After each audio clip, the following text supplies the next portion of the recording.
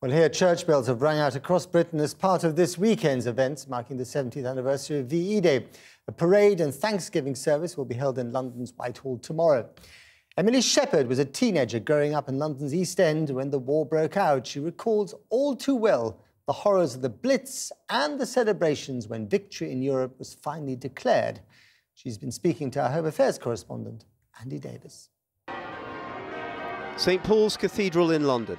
This morning, an echo chamber for a distant, tumultuous victory after a war which once caused so much devastation in the streets beside it. This is the sign of what a Nazi conquest would mean to all the right and decent things of life.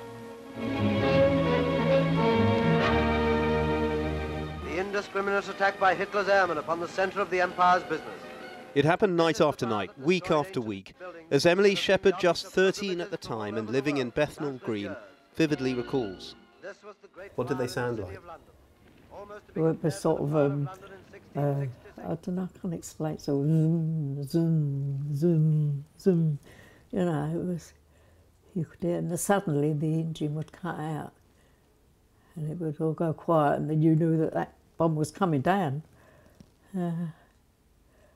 I've heard people say, oh, we had a good time during the war. I didn't have a good time during the war, you know. I was terrified, to be honest.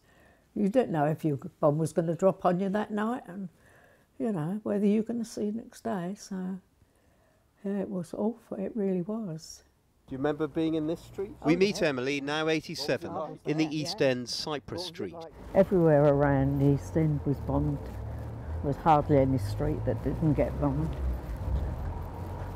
Home for her during the war, and she never left. There's a memorial, but the street parties have gone, the pub which organised them now a converted apartment. A world away from a teenage life stitching back together army uniforms in a local factory. Some of them, they actually had bullet holes in them.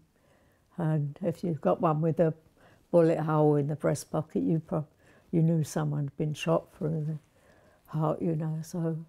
And that was awful because, you know, you had to repair that and you knew it was going back out again for somebody else to be wearing, you know. That was me, sweet 17. 17, so yeah. That was you when it all ended, when yeah, the war ended? Yeah. What did it feel like after? Oh, it was such a relief. As thousands flooded into the West End, Emily and a friend headed to their local. We pushed our way in, we got in up to the bar and got a couple of beers. But what they were doing, they were watering the beer down because it was running out too fast. The lady that lived opposite me, she got two or three of the men together and got a piano out onto the pavement. Everybody just danced up and down, you know, all night long. Didn't go to bed that night.